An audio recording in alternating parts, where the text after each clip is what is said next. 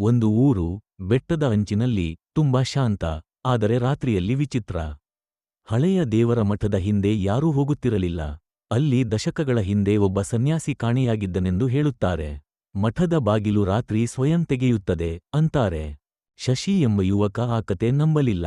ದೆವ್ವಗಳೇನೂ ಇಲ್ಲ ಎಂದು ನಗುತ್ತಾ ಸ್ನೇಹಿತರ ಮುಂದೆ ಸವಾಲು ಹಾಕಿದ. ಮಧ್ಯರಾತ್ರಿ ಅವನು ದೀಪ ಹಿಡಿದು ಮಠದ ಕಡೆ ಹೋದ. ಗಾಳಿ ನಿಂತಿತ್ತು, ನಾಯಿಗಳು ನಿಶ್ಶಬ್ದವಾಗಿದ್ದವು. ಯಾರಾದರೂ ಇದ್ದೀರಾ ಎಂದು ಕೂಗಿದ. ಒಳಗಿಂದ ಆಳವಾದ ಧ್ವನಿ, ನಾನು ಇನ್ನೂ ಇಲ್ಲೇ ಇದ್ದೇನೆ. ಶಶಿಯ ಕೈಯಿಂದ ದೀಪ ಬಿತ್ತು, ಬೆಳಕು ನಿಂತಿತು. ಕತ್ತಲೆಯಲ್ಲಿ 2 ಕೆಂಪು ಕಣ್ಣುಗಳು ಮಿನುಗಿದವು. ಅವು ನಿಧಾನವಾಗಿ ಹತ್ತಿರ ಬಂದವು, ಚಳಿಯ ಹಾವಳಿಯೊಂದಿಗೆ. ಶಶಿ ಓಡಲು ಯತ್ನಿಸಿದ, ಆದರೆ ಬಾಗಿಲು ಮುಚ್ಚಿತು. ನಿನ್ನ ಧೈರ್ಯ ನನಗೆ ಇಷ್ಟವಾಯಿತು, ದೆವ್ವ ನಕ್ಕಿತು. ಬೆಳಗ್ಗೆ ಊರವರು ಮಠದ ಬಳಿ ಹೊಸ ಕಲ್ಲಿನ ಮೂರ್ತಿ ಕಂಡರೋದರ ಮುಖ ಶಶಿಯಂತಿತ್ತು.